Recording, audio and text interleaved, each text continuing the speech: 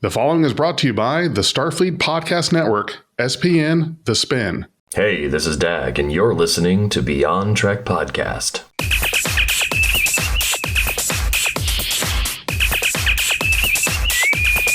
Red alert. I am BigJ with Beyond Trek Podcast, talking to Richard Coyle, who is a prop maker, prop designer that has done work on several Star Trek projects and productions.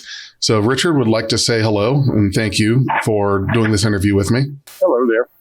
First question that I've got that I want to ask you is, and of course, this is the big one. This is probably the first question you get asked every time. How did you get involved in prop work for Star Trek? Well, usually it's more how did I get involved with prop work, period. Star Trek kind of came along later. But I think I gave you kind of a cliff note idea. Star Wars opened up here in Phoenix. Now, I grew up on science fiction. I saw all the classics all the way through because I was born in 48. So I was there for Forbidden Planet, Twilight Zone, etc. Star Trek showed up, and I was very enthusiastic with it. I watched all the original series live. The only way you could get them then. Now, when Star Wars came along, I went to the first screening, first day here in Phoenix, and on the way out to the theater, there was a poster on the wall, on the glass wall, of a Star Trek convention being held there in the next couple of weeks. And, of course, the guest list was interesting. It was Grace D. Whitney, George Takei, Walter Coney. But the one that really grabbed my attention was my longtime reading hero, Robert Heinlein. So I had to be there. And that's when I discovered fandom, dealer's room, props, people making and selling stuff. And I got very excited about that because for the first time, I like this kind of silly, but I found my people. I found people I got along with, people I liked. And there was a second convention here in Phoenix a month later called Phoenix Fandom. I immediately wanted to do a costume. We weren't calling it calling it cosplay back then. It was just costuming. There were two categories: hall costume, something you wear all day like a Trek costume, and a masquerade costume, which was, like getting a Darth Vader costume on, which you don't want to wear that all day. It's hot and stuffy. Oh, I can only imagine. I built my first ray gun. I took a Johnny Maguma toy gun, took off the slide, stuck a CB microphone on it. I didn't know I was foreshadowing my later days. I put a 10-turn knob on it, which is what's used on the classic phaser. And I put a metal tip on the front. I rigged up a soundboard using the Miko Blue Body communicator. I rigged it up so that I could use their paging sound. They had a beep beep sound. I was able to make that change by turning the knob. I had a rheostat because I had electronics background. I was a TV repairman at the time. And I was a hit. I based it on a TV show I remember as a child, Flash Gordon. There was a Americanized version made in East Germany with American actors. And the costume was extremely simple: a T-shirt with a lightning bolt, black pants, blouse boots, and a ray gun on his hip on a white belt. I kind of used the Star Trek idea using a CB microphone clip on a belt till my ray gun hung on my hip like this phaser, kind of like mysteriously. How was it staying on his pants, staying on his hip? But the place just loved the daylights out of it. I was a big hit. Of course, this is 1977. And then Worldcon was the next year. I went to that with a big old blaster based on Star Wars kind of thing.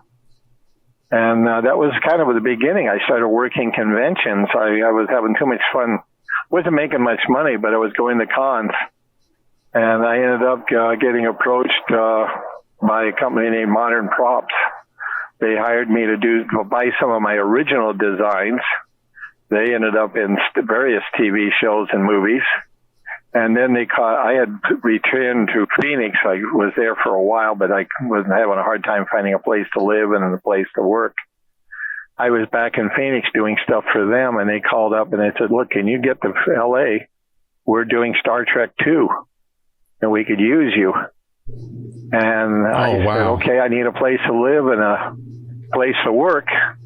And typical Hollywood, they found me a place to work, but they lied about having a place to live. Oh. But I didn't care.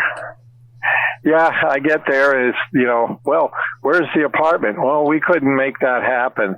But we do have a shop next door that we got the woodworker to rent to you because we'd already talked about that before I left Phoenix, came back. So I sub-rented the workshop. And we lived in the van, slept in the van. I had a 74 Chevy van with a bed in the back. And actually, we weren't too bad off. We had a 19-inch Zenith I had left over from my TV repairs, a cabinet, a chest of drawers. Jackie had a Beta 1 Betamax. And we were, we weren't too uncomfortable. And I was, my God, I'm working in Hollywood. I'm working on Star Trek, That's the silver lining. I couldn't be hurt any. I was just too happy about all that. Yeah, I think that's the silver lining in the whole thing. That made it worth all the time and trouble and living poorly. That was the problem the whole time, but I was used to it. I kind of grew up poor. Well, so did they tell you they had living arrangements before you went out? Yeah, they okay. So the story was that they were part investors. They were in an apartment complex, and they would have a place for us. Gotcha. But when we got there, they couldn't. They said it didn't come through. No, I guess they didn't have a vacancy or something along that line. I think they BS'd us a little bit. And at one point, I suggested I wasn't making enough money off them. They weren't paying me enough to really be able to go rent something. They said, well, tell your girlfriend and wife to get a job. That was their solution? Yep. Oh, man. Yeah, that sounds kind of rotten Hollywood to me. That's Hollywood. Yeah. There's a few cruder jokes about, welcome to Hollywood. But it wasn't, I wasn't too terribly upset with them. After all, I was doing all this neat stuff, and I figured things would get better. And within a couple of months about a month or two after the Star Trek gig ended, now I got to do the wrist communicator that Terrell tears off with his teeth. Okay. Captain Kirk is yelling "Khan" in. Right. I did the boatswain's whistle. That was a creation that they came up with. It's actually a G.I. Joe generator, toy generator that was part of the G.I. Joe sets. And we took the label off and rigged up the LEDs because I got a lot of work out of my electronics. That's what really gave me the leg up over everybody else. There was all kinds of model makers and prop makers in L.A., but very few of them knew how to wire a light. And you knew that part, so that helped set you apart from the others. Yeah. I'm curious. So you did the wrist communicators. I know those that you're talking about. Yeah. What were there? There were other props that you did in Wrath of Khan. Could you tell me what other ones you did? Well, one of the jobs was kind of cute. This is where my air conditioning background came in. They were rigging up the fire extinguishers. You see them hanging on the wall in the big set. Right. The yellow ones with the nice cylinders on the side. And they were, wondering if I could turn some metal parts out for these, secondary cylinders. I said, I don't need to turn them out. Just give me about an hour or two and I'll be back. I called around and found air conditioner supply company. Went over there, bought a bunch of air conditioning repair parts, little little filters, dryers that went into the refrigerators when you replace the compressor, several little brass elbow pieces that were used to replace wire tubing, the lines. I came back and they were like, they were very astounded, trying to keep this polite. It was like, holy crap, where'd you find all that neat stuff? Was it kind of like, holy shit, this is awesome? Yeah, that was it. That was it. They loved that. It's okay. This isn't a children's show podcast. So okay, you can. I don't have to be family friendly. No, you can let it fly. Okay. We just did. The X-Men hit the air oscillator just a minute ago. But So there was that was one piece. I'm trying to think what else. I wired. Now there was some. They are some of their big business. They had a lot of set pieces. For instance, there's the regular one laboratory where they're having their meetings. There were several pieces. I wired electronics for a couple of. They had a panel that was made out of aluminum, all polished. There was lights they wanted to work, and I would rig that up. There was a wall, a vertical standing gray black thingy. They called it the Darth Vader pieces. right. Kind of looked a little like it, and it was high. I rigged up blinking lights for that. Trying to think what else. Oh, there was the medical scanner when Dr. McCoy leans in and the thing is coming out of Chekhov's ear. Yes. Okay. I made that up using a couple found pieces that a guy named Ed Klein had made up. I was a little frustrated. He turned it around. He held it upside down by the way I had designed it. But of course, I often said when I tell people that, but after all, he's the doctor. He knows what he's doing. So I had it wrong. Well, it still looked one of my great. ray gun tips in it. There was one of my Beldorn blaster ray gun tips on one end of it. That Wow. was supposed to be the working end, the scanning end. He used the blinking light end. So That came down. how do you come up with all this? There was another piece that was supposed to be the new Dr. McCoy's medical scanner Right. that did not get used. It was made out of a Japanese shaver, battery-powered shaver. It's rather neat. It had a series of circling lights on top and some lights in the front. Now, that ended up being used later in the last Starfighter. Oh, Robert Preston is flying his flying car with the kid in the back. great movie. And he pulls up the communicator. They had put a box around the original bottom, so it had a bigger box. And he's talking into it. And then it also ended up being used in Greatest American Hero when they kidnap Ralph gets shot, and they're in a Volkswagen bus as a hot dog sales drive around hot dog stand. I think I remember It has that. hot dog at each end, and it's screaming out to the desert to meet the aliens. You remember that episode if you saw that series? Yeah, I saw the series. I think I do actually had remember a that. prop from what's that? I said I did see the series. I think I do remember the episode you're talking about. Yep. Yeah, it's funny because they're screaming along the highway. Now this is cute. There was a prop in that episode for Modern Props, but the radar detector in a cop car is something I rigged up for them for that scene where it reads 113 miles an hour. Wow.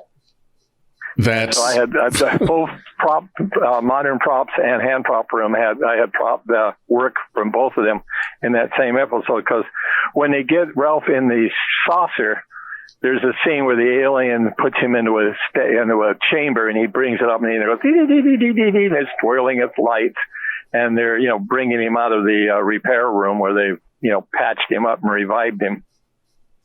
And there's another episode where one of my big blasters is in an episode of Greatest American Hero, where this Oriental has it, and he's kidnapped or stolen this new ray gun that this gentleman had made for the government, and Ralph ends up getting shot at and so forth with it. It was a big aluminum blaster. This samurai kind of guy had. right. So your props have made it around to other franchises besides Star Trek. Now, I did stuff all over the place. Now you have here also that you did props for Star Trek 4, 5, and 6. Yep, 5 and 6. Okay, all right. 5 and 6. Props for 2, 4, 5, and 6. I didn't get to work on 3. ILM did all the props. They're the ones that recreated the classic phaser. Look what that streamlined spaceshipy looking phaser 3 they came up with. And the communicator and the new Klingon tricorder and comms and rifle. Right. Okay. So that was all ILM. Where did you get the stuff that you're coming up with? And this has always amazed me with prop work. And I've seen some behind the scenes videos of this.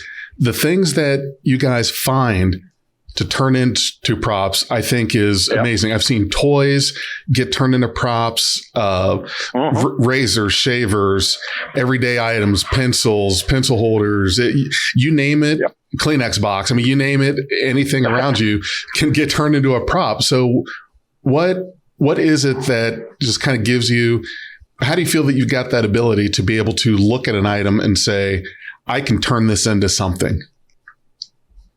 That's a very good question. I've never thought too deeply on that.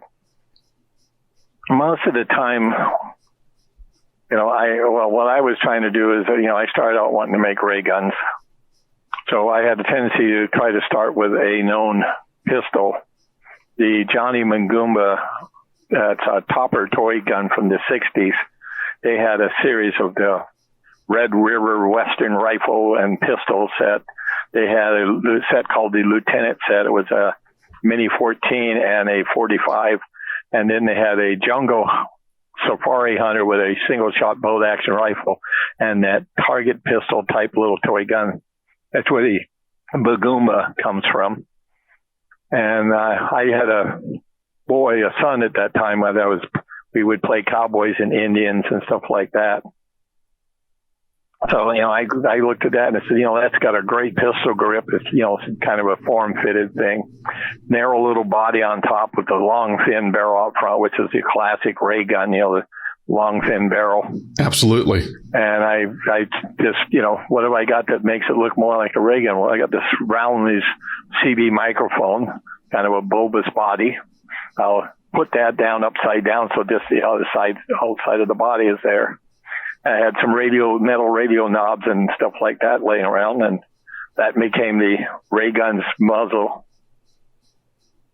Stuff like that.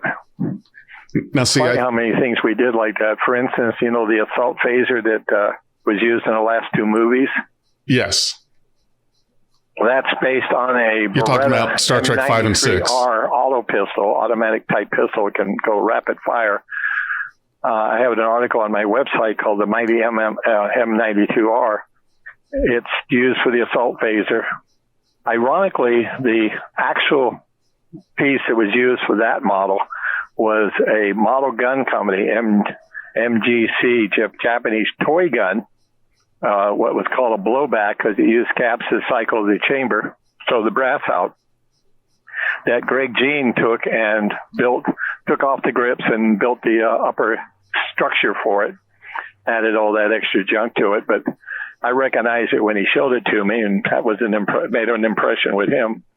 He said, "How did you know what it was?" I said, "Well, I have the Never Say Never toy, airsoft version of that, or blowback. It was blowback then."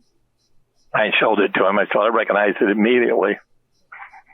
But Lost in Space is based, their first ray guns, the black and white laser pistol, was based on a Remco toy pistol. I believe it was, I don't know if they actually named it.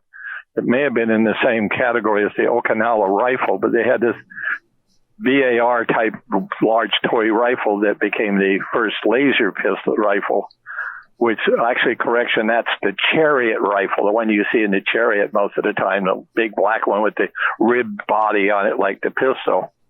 Mm-hmm. So toys were quite often pressed into services. Of course, I grew up when I was a kid. I used to take the old squirt gun Lugers, the classic 9mm Luger pistol. I think we all had those, right? Like a ray gun to me too. Turned out I wasn't too far off either. There was a series, and I probably may have seen it at the time, called The Rocket Man. This is before The Rocketeer. Okay. And he actually his ray gun had a Ruger handle. Actually, the first version was the Ruger, and the barrel was replaced with aluminum fin things, ice cream cone type, or a Christmas tree type thing. It looked like a Christmas tree cone, like the Forbidden Planet. In the later version, they made a shell to cover up the back half of the pistol.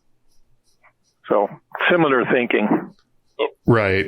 Well, it sounds very creative, so I like that. Now, what were the challenges? What were some of the challenges you were faced with while working with the Star Trek productions, mainly getting the work? Now I know you talked about the housing. That was the biggest problem, getting the job.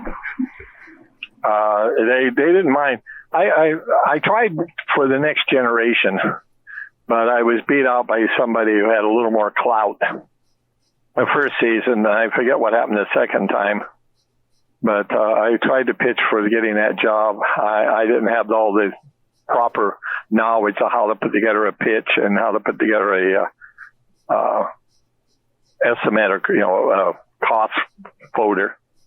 So I kind of got missed out on that. It was a lot harder to get these TV work because that's steady. Okay. Movies were, like 2 or 3 months work, and then they were done. Okay. So that was one. The other headache I found with the prop work almost every time I got a serious job is they wait to the last minute. They literally wait to the last minute to figure out, we need hand props. That was what they were doing on Next Generation.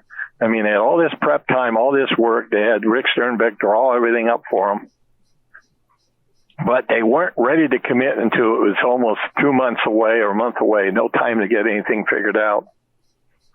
One of the things I got that made me very popular with Ron Greenwood is I made a pitch to him for working on Star Trek 4. I took in one of my working toy phasers, one of my fan phaser with light and sound. Right. And I ended up interviewing with him in a cubicle, those, half high little cubicle things. And he started playing with it, and he got a big kick out of it, and it was like meerkat time. All these heads kept popping up. What the heck is that? Time to play with the toys. Yep. And then he said, excuse me, stay here. I'll be back in a few minutes. And I heard him running around all over the place, hearing the phaser going da-da-da-da-da-da. And he comes back, and he's all ready to go. He said, well, I'll call you when I get something. Well, yeah, it's like you sure will. A couple of days later, he calls up. He has a rush order. ILM had designed what we called at the time the power leech. Later on in the movie, they called it a proton collector. It was the device that Lieutenant Leura and Chekhov would use to grab radiation protons off of the nuclear reactor. So you did that one too? They hadn't made it, and he needed it in 3 days. Yeah, it was Thursday. Yeah, we had a meeting Thursday. He said, I need this by next Monday. We're going to San Diego to film on one of the aircraft carriers, not the Enterprise, by the way. That was a fake out there. The Enterprise was on duty out somewhere, but they just, casually renamed whatever aircraft carrier similar class was in port. Always got a kick out of that one. I'm trying to remember which one they used. I don't recall, but I do remember that story that they couldn't actually film on the Enterprise. No, it wasn't available, but they were allowed on another ship, another aircraft carrier. It just happened to be in port. But the power leech is the 2 little cylinders in Federation gray, and with this weird reddish Klingon type colored piece at the other end. Now, the original design had a big cup and a 2-prong fork type of design. Ron and I kind of put our heads together and he said, I think an idea would be to have like a classic flash gun where they unfold it around and it turns into this cup. And I went out to the local camera store and bought several the classic flash guns, the portable ones where the reflector is folded away and it's like one of those fans, a Chinese fan where they flip open the fan. Right. These things, you wind them out, they become your reflector, and you put your flash bulb in it, mount it on your camera. So I had rigged that up underneath there, and it was all nice and fancy looking. And since it was supposed to be Klingon, half of it, I made a bunch of ribs and stuff on it to make it look very Klingonish. So I get in there Monday morning, and brought 3 of them.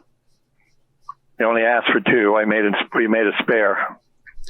How difficult is that? This looks great, but I've been asked to show this to Leonard. Okay. And come with me, and we're ushered upstairs. And so you're about to meet Leonard Nimoy. Office.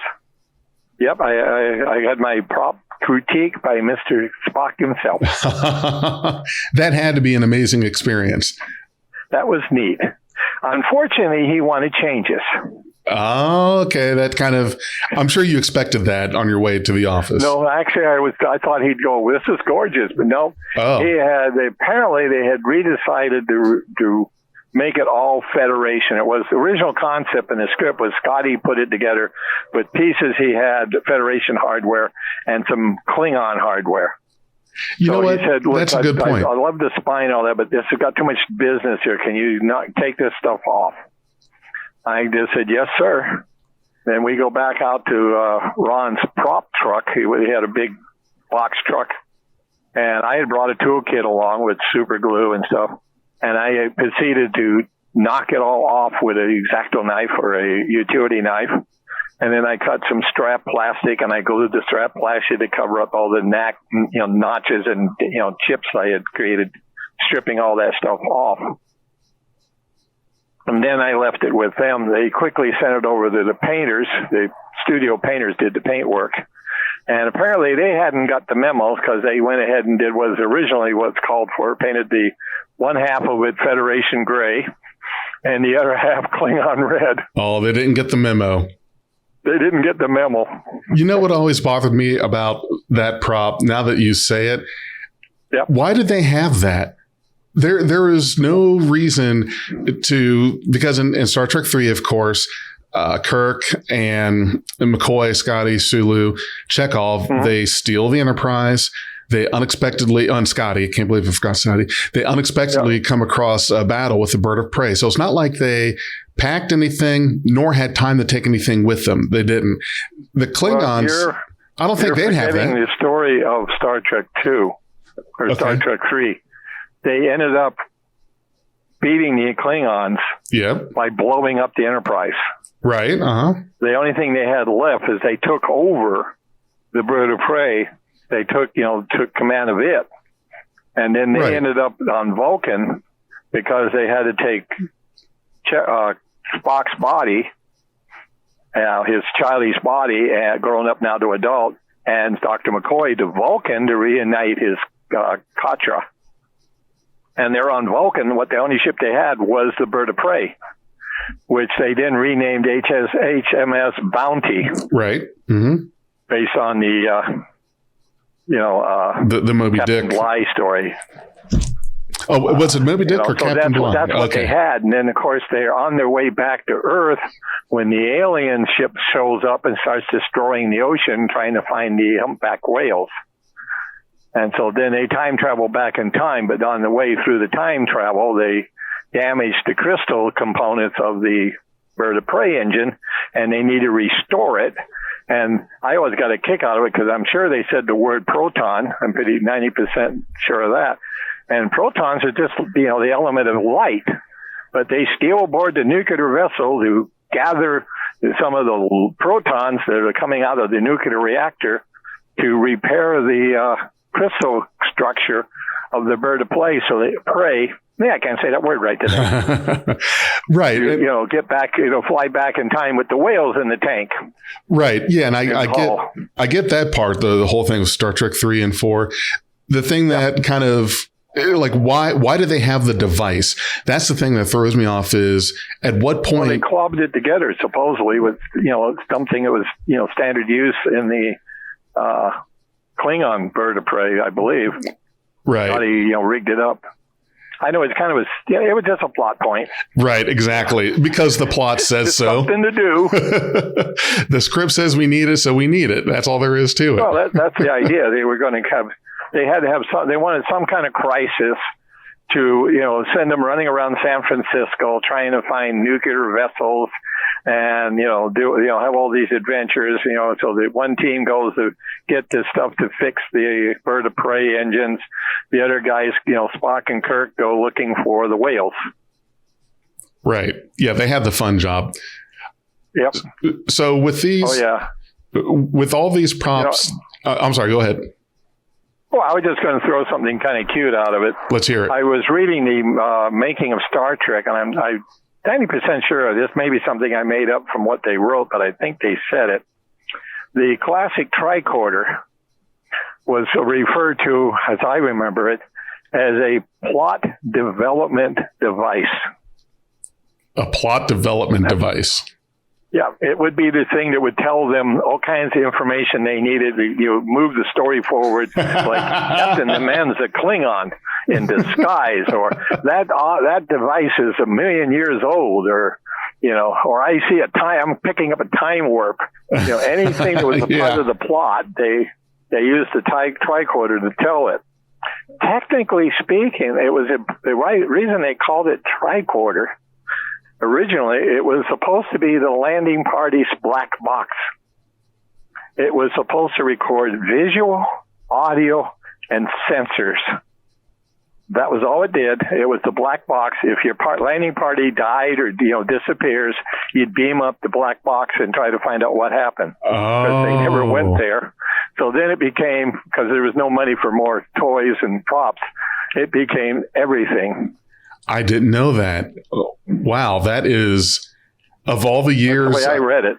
Of all the years I've been involved in Star Trek, I've never heard that one before. But it makes perfect sense when you think about it, is that the tricorder, it's how can this thing do everything is what you have to ask yourself. And again, it's a plot device. Like who designs a tricorder and builds it and considers all of these different things? It's kind of like, I don't know if you're a Batman fan, but it's like Batman with his utility belt. How is it that he just happens to have anything he needs?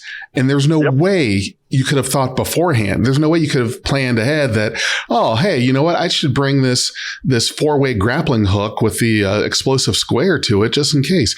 No, you don't, because you don't have that kind of room. And so it's kind of the same thing with the tricorder. And you know what the other plot device is? The navigational deflector array. When we get into TNG, like that thing was a plot device for anything. But you're right about the tricorder. If it needed to detect whatever the plot needed, it could do it. That's it. It was the answer machine or explanation. I always found it irritating because I really liked the original pilot. The original pilot were Menagerie or... Yeah, I think that's the original. Are you talking about the cage? Right, the very first one. They're two the same. I just being accurate. I'm a nitpicker. That's part of my business. But I really liked the way they went down. They had the wraparound coat that they Velcroed open. And there they had a pair of suspenders. They had a communicator. They had the rig, the laser pistol. And they had, a few other things could be there. One guy was carrying a big knapsack, a big pack on his back. Another one of the landing party had a early Geiger counter.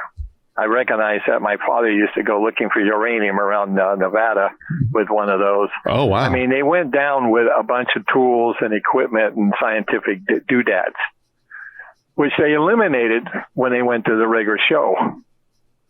That all disappeared, and it was just a tricorder, communicator, and phaser. I wonder why, because that actually makes more sense that you would have someone beam down with the backpack with all the extra stuff, the just-in-case stuff, because, and I get it, I've worked as a field technician in IT, and as you go along, you start building up your backpack with the stuff that I needed this for this job, and then you go buy it. Then you have it next time, and then, oh crap, I didn't know I needed this. You go buy it, and now you have it. So you've got this bag full of stuff that some of it you may use very seldomly, but the thing is that you needed it at one point, so now you have it in case you need it again. Yep.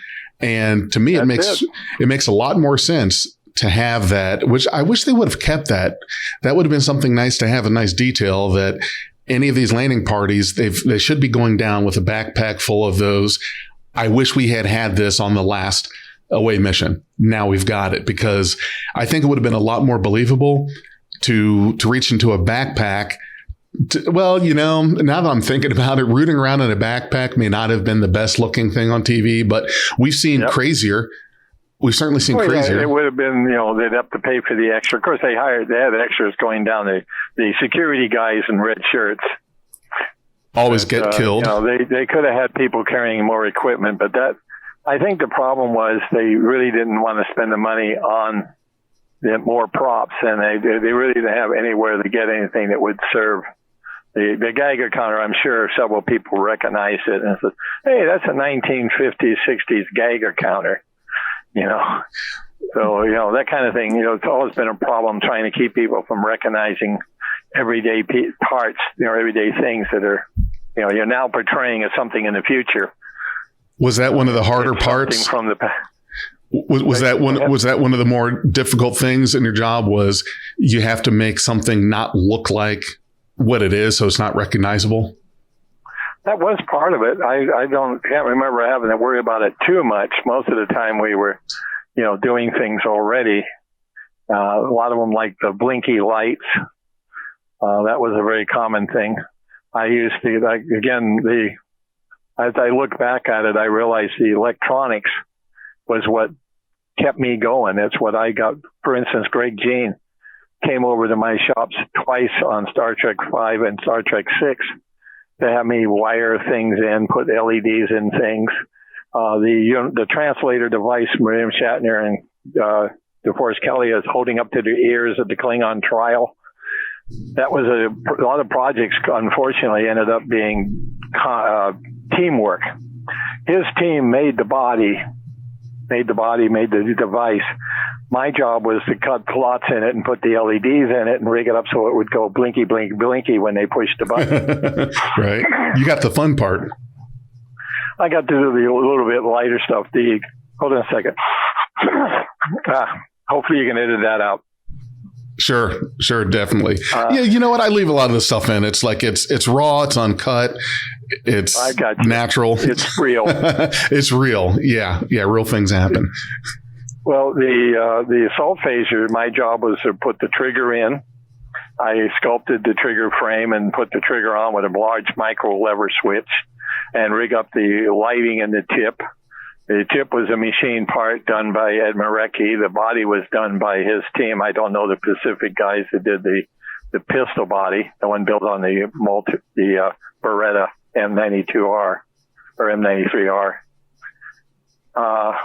And I rigged up the LED in the back. There was some Klingon spears where they're banging them on the floor when they're in the trial. Right. My job was to rig up lights for the end of the spear. So some of this stuff was, with collaboration. I didn't get to do all of it. I did parts of it. Was there any difficulty in making multiples of something? Like you have your prototype, you have your one working model, but then you're asked, okay, this is great. Make 2, 3, 5 more, whatever. Was that a challenge, repeating the same thing and trying to make it identical to the first one? It depends on what, running twosies, a lot of times we scratch build them. For instance, again, there's another case. He came to me with his binoculars. There's a scene where Captain Kirk is climbing El Capitan without ropes, without an anti-gravity belt. And Dr. McCoy is on the ground looking, and he pulls up this gray, funny looking pair of binoculars. Right. He acts like they're binoculars. He brought over the first model and said, I want you to rig lights for it. And I looked at it and I said, it's too small. I can't get any batteries in it. And I said, tell you what, leave it with me. We'll make them, scratch build them ourselves out of styrene, and, put the batteries in. And I made one for myself, and I used to take it to cons, and I said, when Dr. McCoy is looking in through the binoculars to watch Captain Kirk climb the mountain, all he actually saw was a pair of Duracells. He's looking at a pair of batteries. Oh, I like that. Wow. So here's the other thing I'm curious about. Did you get to keep any of these props you made? Unfortunately, no. The only way I managed to get a few pieces was we made duplicates. Now, for instance, I mentioned earlier they ordered 2 power leeches, what we were calling power leeches, proton collectors. I delivered 3 because Ron was a real friendly guy. He was very happy I got him in there on time. I literally saved his butt. I bet you did. Said, look, I brought a 3rd one, because I knew they were going to paint it. I said, I'll go ahead. I detailed them all the same. And of course, I modified him, in his truck, which I think impressed him how quick and, smoothly I was able to just whack all that stuff off and then make a cover strip. So he allowed all three of them to go through the paint booth, go into the painter's place. And then when they were done filming, there were actually at one point I was going to I was asked to do another modification. Originally, they were going to take the fully charged proton collector back to the bird of prey, and there's actually a piece there for it sitting on the wall where they, watch the crystals regenerate.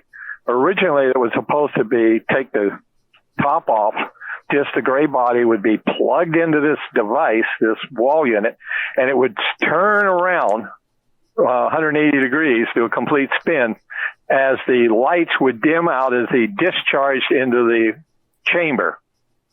So I was asked to take one of the units back to the shop and rig it up with a remote control switching, and probably did it with phone plugs, so they could plug it in, and the prop master or one of the other guys could stand off screen, out of sight, and just turn the dials to slow down the blinking and dim the lights, which I had rigged on the original, so they could do that on set. If you watch it, it starts off slowly, just going tick, tick, tick, and very faintly lit. Right. And every time you come back to it 2 or 3 times, I think you see it's brighter and brighter. At the end, the lights are going, twirling really fast, and the other light's really bright. And Chekhov says, "It's done. We're fully charged," and he switches it off, and then they start trying to beam out. There's also one of the few scenes you actually see the flash gun attachment still on it. They actually took it off halfway through the filming. They decided not to bother with the business of opening the antenna up. So all that was a waste of money and time. I put it together with screws. So I guess Ron unscrewed it and just took it off. So you'll see him holding the handle like it's just nothing but a handle. But I often tell this joke when I talk about how they change things or they don't use it. Okay. And the joke is the check cleared. I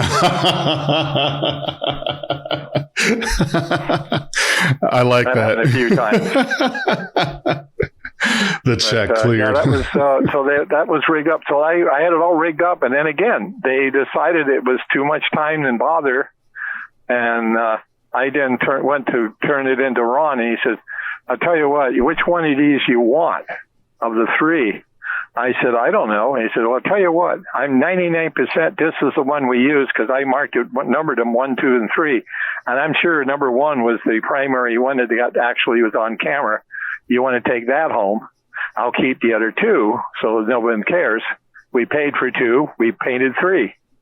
I actually had that for a while until the problem with Paramount happened, and I sold it to stay alive." Oh, gotcha. So, yeah, and I can see that these props when you're at the conventions, and I've seen some of the photos you've posted where you have these props at the conventions. And now, for the most part, were you just showing them, or were you trying to sell all of these props? Selling. Okay. The frustrating thing, there's several frustrating things about all that.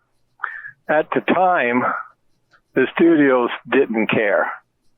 At the time, when I wanted to get into Star Trek, I did approach Majel Barrett and Lincoln Enterprises. I was with them for a short while, selling stuff to her, which she would turn around and resell.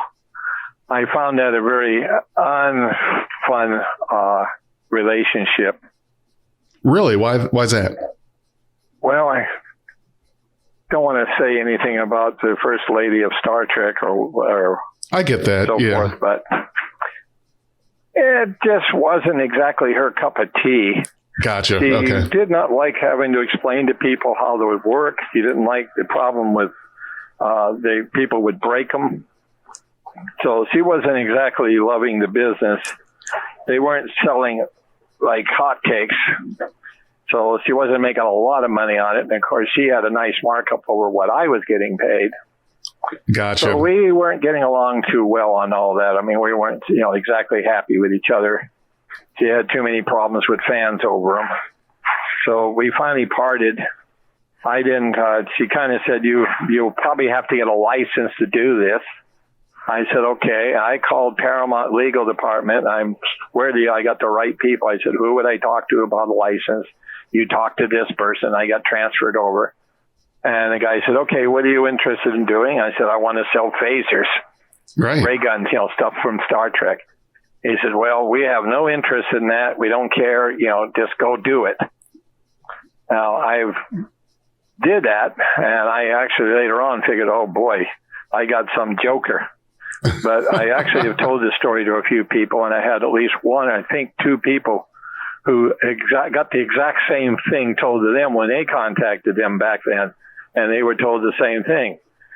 Go away, boy, you bother me. You don't care. They don't want anything. Right. We're making millions of dollars on this property. Yeah. Why are we concerned with prop phasers? Exactly. At a convention. Exactly. And I'm sure their archivist, Richard Arnold, he went to the conventions from time to time, so I'm sure he could turn in an accurate report. It's beneath our notice. Yeah. It wasn't until the toy company started getting interested. That point, they started getting a little more uptight about it. Oh, yeah.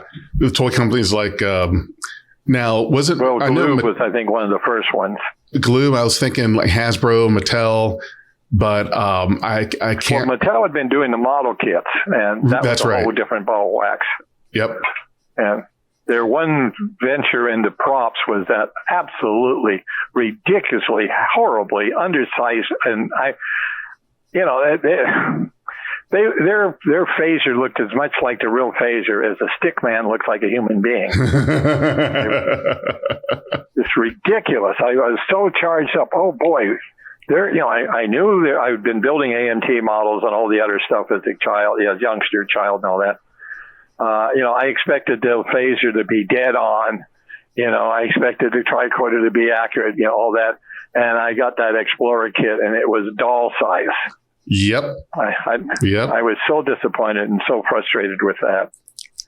Now I'm curious. So these props that you made, where does the intellectual property for that, like what's the demarcation point? Because to me, it seems like it would be with you, but it sounds like even though you made it, once it's on film, okay, so you made it, but you don't own the rights to it. No, I don't. That kind of confuses me. There's been an occasional person who has, they started getting a little more into the licensing. I've heard stories that the guy that built the Stormtrooper costumes for Star Wars in England did not sign any kind of exclusivity contract or anything like that. Later on, he started making replicas of the Stormtrooper costumes, and I don't know if this is true. I mean, it's all third-handed. They went after him, and he fought back and said, look, I own him because you never claimed to, took claim on it. But when they came after me in around 96, they not only had copyrights, they had got patents on them. Wow. I don't know if they were legal, but they had patents they, was flashing. That's Hollywood. But, that sounds underhanded to me. Yeah, well, again, I wasn't making a fortune. I was making a living. I was staying alive so I could build stuff for them. I was improving my skills because when you build things for the studios, you do it in an absolute tearing rush. Mm-hmm. There's, like I say, never have a real time to build a model, play with it, make sure it's got all the features working. You just had to do it, and it was a moonshot. You had one shot at it. If it didn't work, well, they worked around it. A lot of the stuff they got was, ratty looking, but they'd film it from the good side, like, glazing the camera, putting Vaseline on the lens so the old lady looks good. The older actress still looks decent. Yeah. Now they CGI them. Exactly. They do all the de-aging stuff, the CGI. So these things you made were basically, it wasn't anything that you put a lot of blood, sweat, and tears into. It wasn't like, here's my baby, you can have him now. It was just, hey, what can we put together fast because they need it in 2 days or 3 days? That kind of thing. It was a lot of times it was a rush order. Okay. Not enough time to, build a prototype, mess with it, then go, I'm going to make some better improvements. I mean, for instance, Star Trek 3, the tricorder, 4 square yellow or yellow-green LEDs for the screen, 2 blinky red LEDs next to it. There's no indication at all, no TV screen, no LCD screen. There is no explanation how that would give you any information. When you actually see the real prop, that's all that was there, these 4 LEDs for the screen. You know, so all it had to do was light up. Taillights out of me. All it had to do was light up and make flashy, blinky stuff. All they needed was the lights and a blink. And later on, I had to duplicate those, for fans. Technically speaking, I was what they called a copyright infringer or a dirty bootlegger. Oh, man. But again, they had no interest in doing anything about that up to that point. It was getting closer to 1990s when they started thinking about it. And it took them to 96 to do anything at all about it. Okay. Do you happen to know, and I know everyone's got their story as to why, but my thought is because in the mid 90s, they're starting, well, not in the mid 90s, we already had several seasons of Next Gen and we're starting to get into DS9 and Voyager. So I think they probably started paying more attention to what they could make in the toy market, because there was a time there, we call it the golden age of Trek in the 90s, where it was all over the place. You could get the bridge play set, the phasers, the tricorder.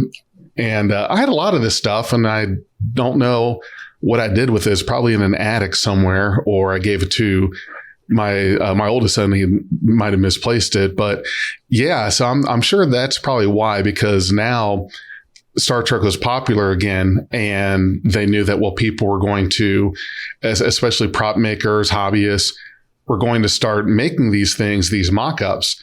So it was. Well, we hadn't stopped. Exactly. Right. Exactly. We hadn't stopped. Everybody, we were a whole bunch of us doing it. I think it was the toy companies, the merchandisers, who started saying, they one of the things I think helped Star Wars be such a big hit is I remember news coverage of they making $350 million in merchandising.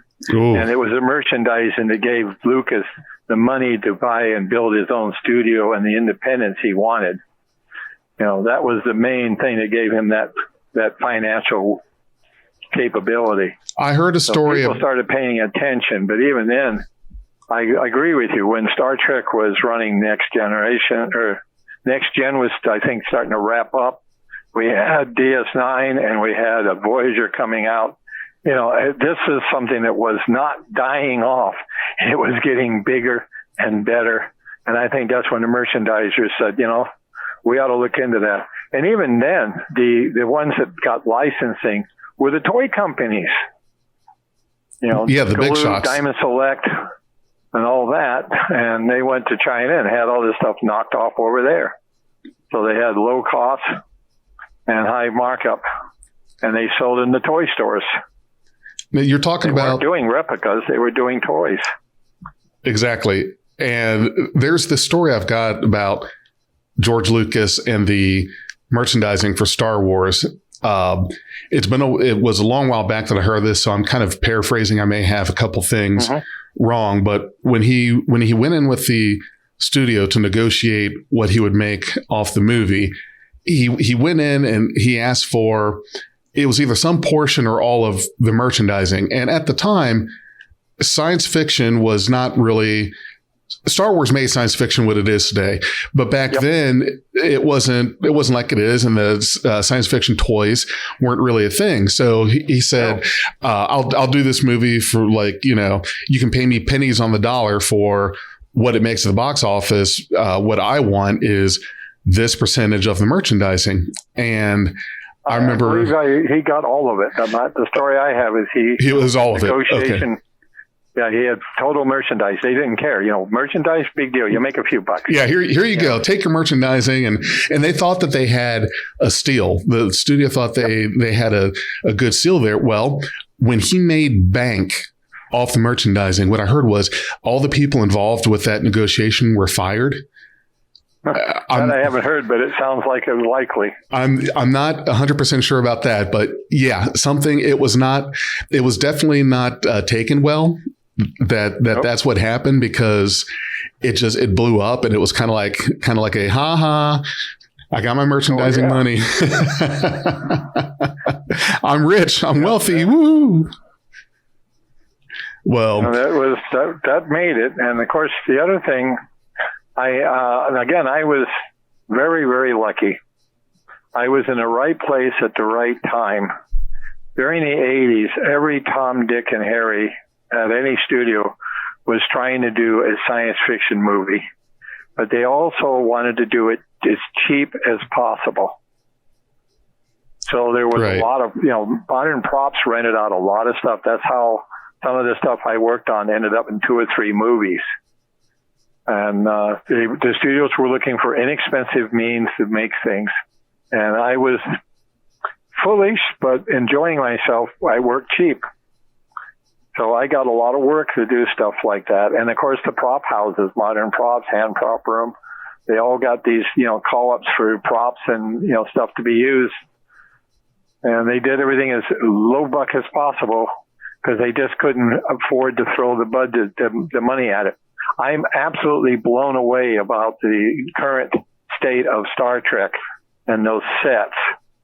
Oh, they're amazing. My God, the new Enterprise that Captain Pike is piloting or captaining is a bloody love boat. That thing's a giant cruise ship. It is. Of course, I also argue the idea is it's funny. This is another case where they hint at understanding the realities. At the same time, they basically ignore it.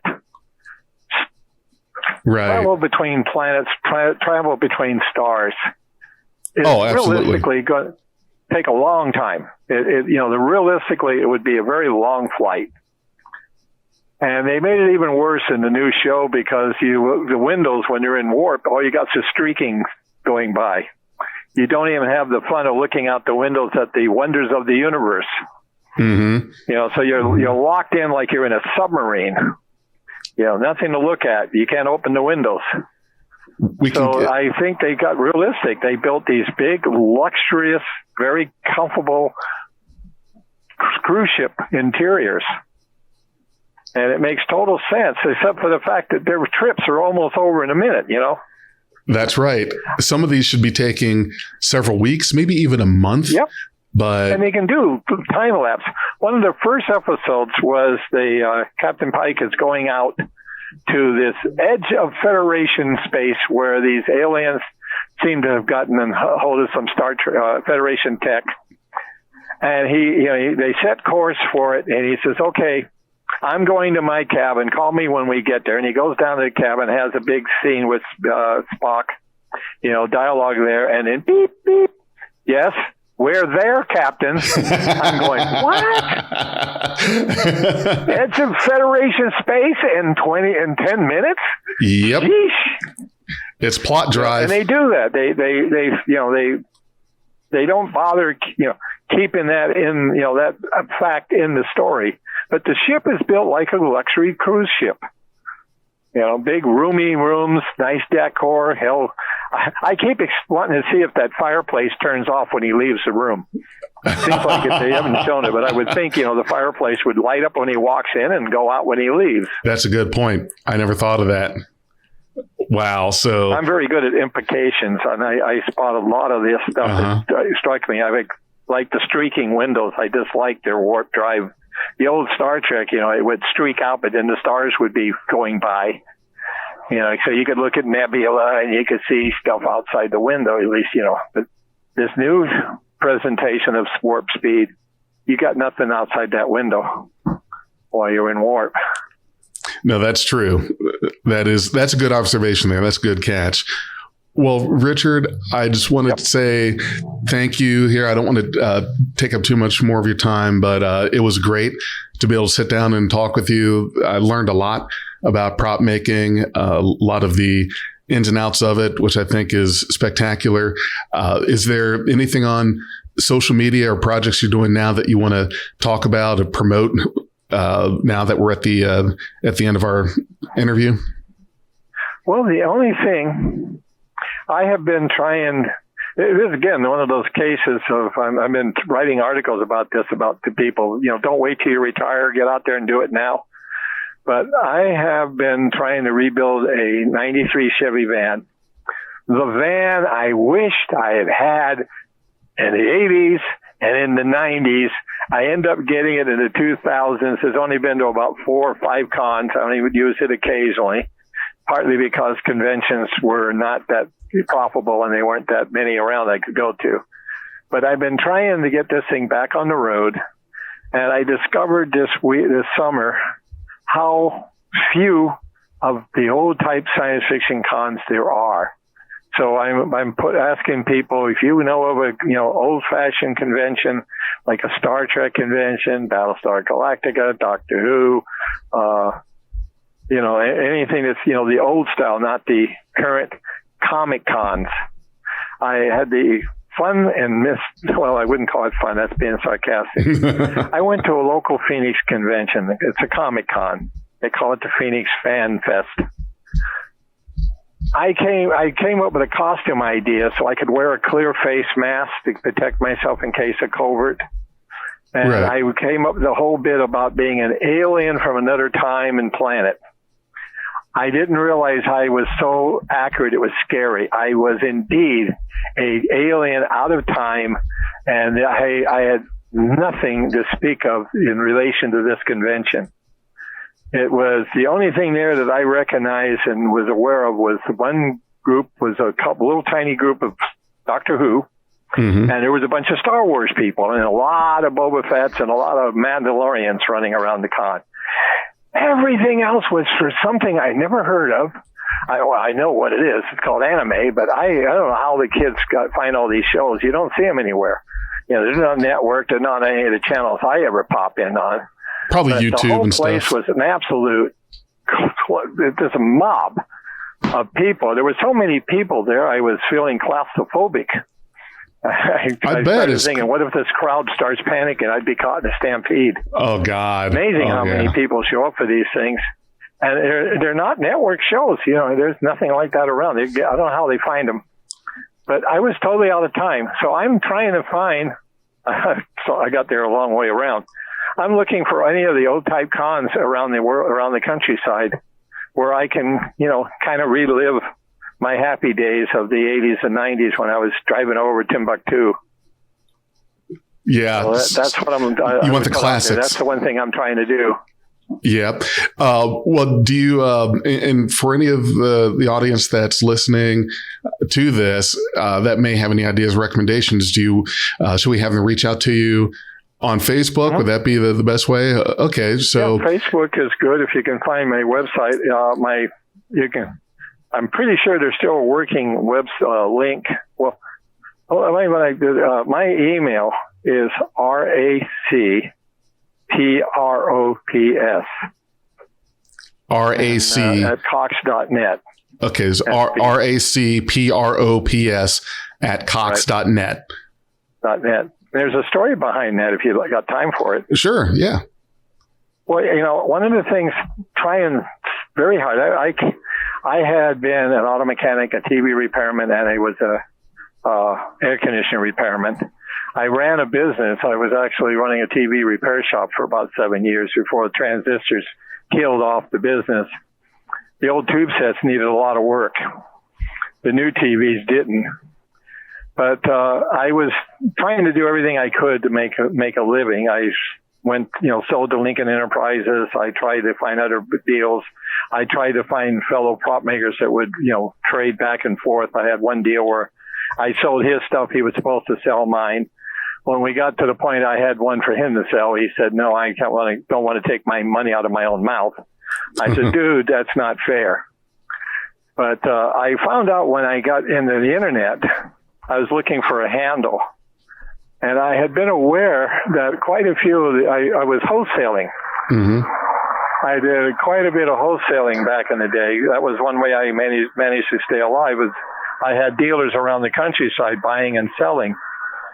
Well, there was no internet, but they were cagey. They were afraid if they used my name, people would contact me directly and buy from me rather than from them. But at the same time, I was getting a bit of a name among fandom, and people were looking for it. So I found out that quite a few, particularly the East Coast dealers, were putting on their display RAC props. The RAC being my initials. That way they didn't actually tell anybody who didn't know who I was. And at the same time, people who had heard my name would see that and said, oh, that's so-and-so's. So I said, there's my handle. I'm very well known east of Mississippi as RAC Props. Yeah. So you're getting some recognition there.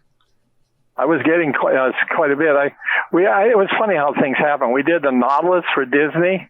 I got letters from France, people asking about it and then ordering them from the Disneyland park to get because Jules Verne's 20,000 Leagues Under the Sea. So, word got around quite a bit. At one point, I almost went to Japan for a convention. I was going to be a guest over there. Oh, amazing. But that didn't happen, unfortunately. It would have been neat. Yeah, that would have. Well, hopefully there's going to be an opportunity for that in the future. Well, I think it's over. Really, I mean, I have had the current expression is my world is gone. I am definitely a man out of time. Gotcha. Fandom is now almost all comic book, superhero, anime. This convention was a monster con. I've never been to it. The only thing equals, well, it's the same kind of con. Have you ever been to the San Diego Comic Con? Same kind of thing. Absolutely wall-to-wall people. I thought it was because the studios showed up and did a lot of display stuff and was, behind them for the last few years. But the Star Trek and the other cons were surviving alongside of them. But we never had those kind of numbers. This thing was absolutely unreal. I didn't know what 90% of the stuff on the dealers' tables were alien to me. I had no idea what they were. Wow. Well, the only thing there was lightsabers. Yep. That's about it. Lightsabers and Mandalorian helmets is the only other merchandise I recognized. They're everywhere, aren't they? That's one of the few things still hanging on. Too bad I'm not really a big Star Wars guy. I liked them, but I wasn't a big Star Wars fan. Right. Not a big fan to make props for them, right? Say again? I said not a big enough fan to make props, Star Wars related props. I did some. Okay. But it was difficult to keep up with the stuff. And the fans started getting very, very picky about things as we went along. For instance, the Han Solo blaster that he uses under the table to shoot Greedo. Yep. Uh-huh. That's known as the Greedo blaster. The Greedo blaster. There are versions. There's the one where he's shooting at Darth Vader and it's taken out of his hand. The guns changed back and forth. Some had the little tanker scope on it. The other ones had a regular long scope on it. The fans were becoming, informed, which is what I kind of catered to, but I just didn't have the time and money to cater to all that. And I was so busy with the stuff I actually had access to. So I kind of stayed with it because there were other people doing the Star Wars stuff pretty good. And they weren't doing what I was doing. So we didn't tread on each other. Right. Yeah, they had that pretty much on lockdown. Well, Richard, thank you so much again for the talk and for our audience that are listening or watching Beyond Trek Podcast. Like we always say, live long and prosper. We are Beyond Trek Podcast. Lower your inhibitions and surrender your ears. We will add inspirational and hilarious Trek content to your day.